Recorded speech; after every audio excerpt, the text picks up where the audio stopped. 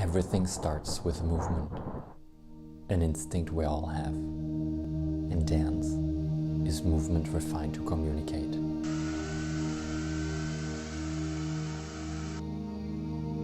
Much as flawless technique is important and impressive, it is ultimately what the dancer expresses inside the movement.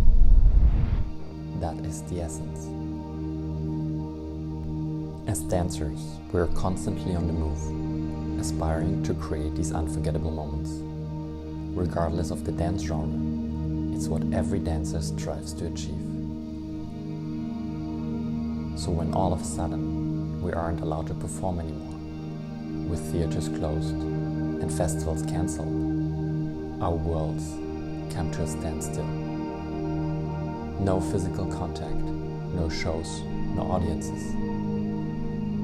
Never in recent history has the dance community been so collectively challenged to stay motivated, to find our raison d'être. Yet, it is precisely when something precious has been taken away from us that we truly appreciate how vital it is what we do and how much dance means to society at large.